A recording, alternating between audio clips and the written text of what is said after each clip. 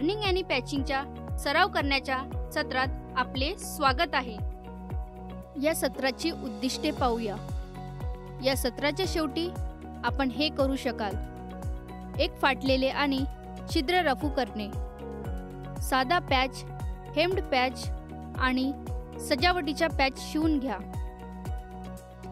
Darning आणि पॅचिंगसाठी आवश्यक साधने आणि साहित्य खालीलप्रमाणे आहे: डार्निंग सुई, हँड सुई, शिजलेले वस्त्र,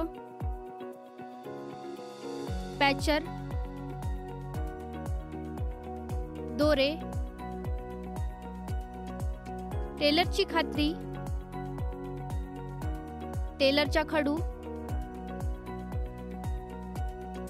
शिलाई मशीन।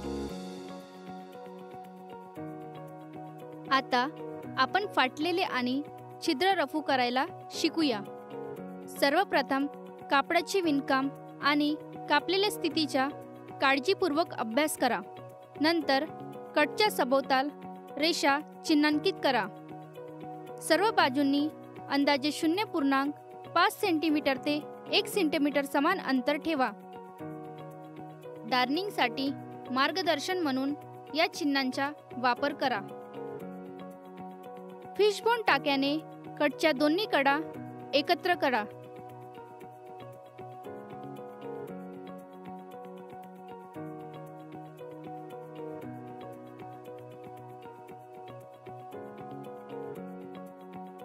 गारमेंटच्या विरुद्ध बाजूने कटभोवतीच्या चिन्हांवर आयताकृती रफू करण्यास सुरुवात करा। यासाठी डार्निंग सुईचा वापर करावा आणि शक्य असल्यास त्याच कापडातील धागा वापरावा। कापडाच्या आतल्या बाजूने जे हेम किंवा फेसिंग वगैरे आहे त्यावरून धागे काढण्याची खात्री करा।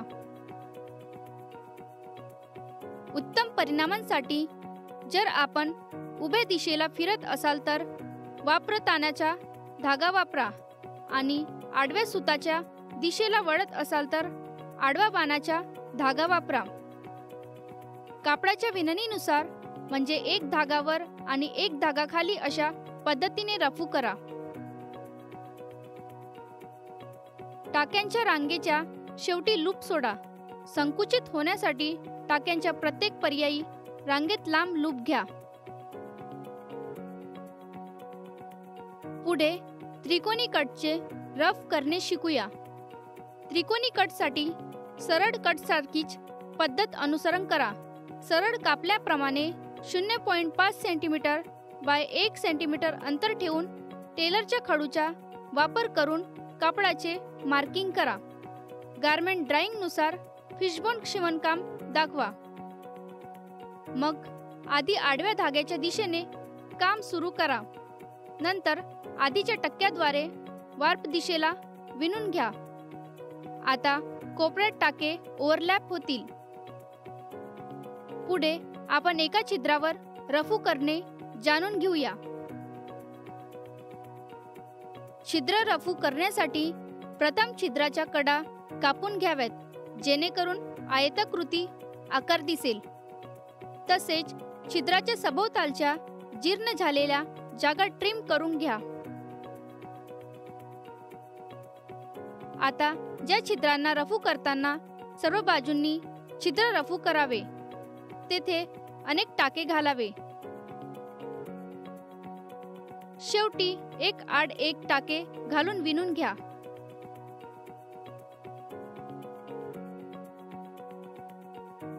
आता कपडे दुरुस्तीसाठी पॅचिंग ठिगळ लावणे सूचना पाहूया। प्रथम एक पॅच निवडा। पॅच कपड्यासारख्याच मटेरियलचा असावा। एकदा कपड्याचा अंदाज आला की डिझाईनशी जुळण्यासाठी पॅच कापून घ्या। साहित्य टिकाऊ करायचे असेल तर कपडे इतकेच वजन आणि पोत असले पाहिजे। नेहमी कापडाच्या सरळ भागावर एक पॅच कापून घ्या आणि पॅचचे दाणे कण कापडाच्या कणाशी जुळवा. आता आपण एका साध्या पॅचच्या शिवणकामाकडे पाहूया.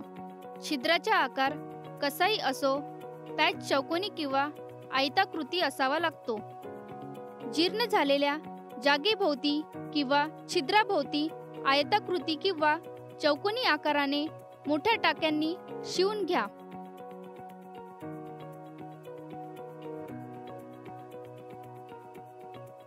शिवलेल्या आकाराशी जुळण्यासाठी छिद्राच्या सभोवतालच्या कडा कापून घ्या आणि शिवलेल्या कापडापासून 1 सेंटीमीटर आत ठेवा.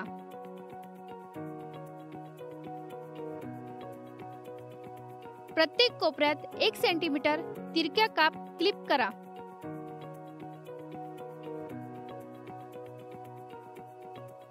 कडा कापडाच्या विरुद्ध बाजूला वळवा.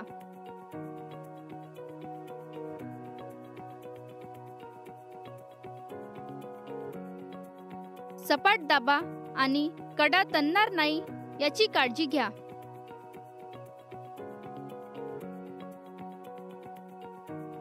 कापलेला भाग पॅच फॅब्रिकवर ठेवा आणि रूपरेषा चिन्हांकित करा.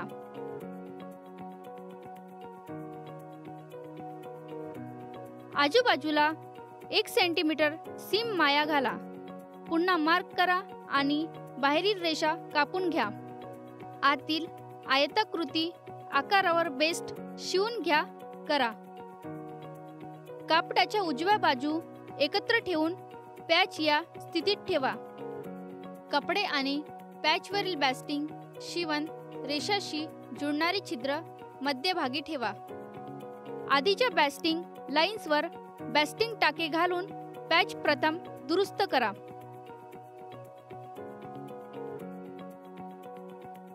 नंतर हाताने किंवा बॅस्टिंग लाईन्स जवळ मशीन टाके घालून शिवून घ्या. कापलेल्या कोपऱ्यांना काळजीपूर्वक टक करणे काळजी घ्या. जोड शिवण माया घडीतून उघडा आणि कोपरे कापून टाका. ओव्हरकास्टिंगसह जोड शिवण माया पूर्ण करा आणि बॅस्टिंग आतील शिवण काढून टाका.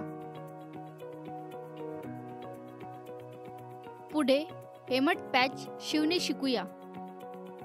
हेम पॅचसाठी पॅच पीसमध्ये एक मोठी जोड शिवण माया जोडा, म्हणजे 1 सेंटीमीटर ऐवजी 5 सेंटीमीटर जोडा. साध्या पॅच सारख्या पॅच लावा.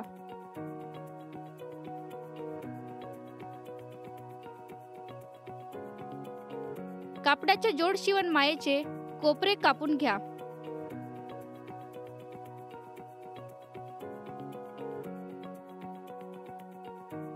दोन्ही जोड शिवण माया कापड्यावर सपाट दाबा.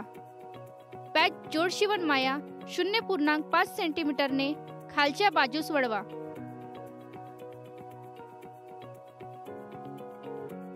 ते कपड्यात शिवून घ्या. नंतर स्लिप स्टिचने हेम करा.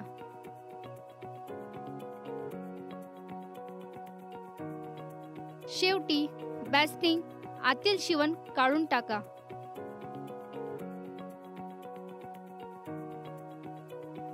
शेवटी आपण सजावटीचा पॅच कसा शिवायचा हे जाणून घेऊया. कापडाच्या चांगल्या भागाला शोभेचे ठिपके जोडलेले असतात. ड्रेस फॅब्रिकचा विपरीत रंग निवडा आणि कागदावर डिझाईन काढा.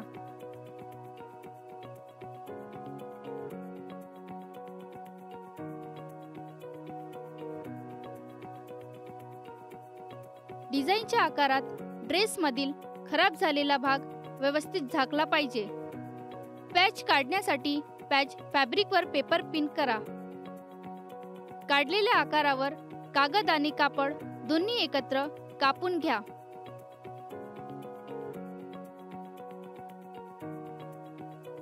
पॅच जागेवर आतून योग्य शिवून घ्या.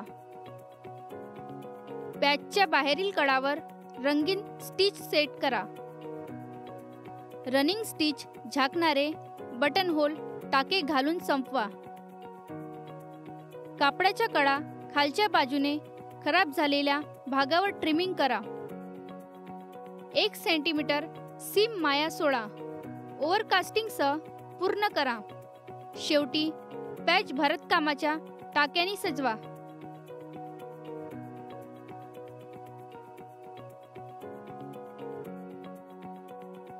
चर्चा केलेल्या प्रमुख मुद्द्याचा आढावा घेऊया. डार्निंग करण्यापूर्वी कापडाचे विणकाम आणि कापलेल्या स्थितीचा नीट अभ्यास करा. जर आपण वार्प उभ्या दिशेला फिरत असाल तर वार्प तानाचा धागा वापरा आणि वेफ्ट आडव्या दिशेला वळत असाल तर बाणाचा धागा वापरा. पॅच कापडासारख्याच मटेरियलचा असावा. छिद्राचा आकार कसाही असो, पॅच चौकोनी किंवा आयताकृती असावा लागतो. हे आम्हाला सत्राच्या शेवटी आणते. आशा आहे की आपण डार्निंग आणि पॅचिंगचा सराव करण्याबद्दल चांगली समज प्राप्त केली असेल. भेटू पुढच्या सत्रात.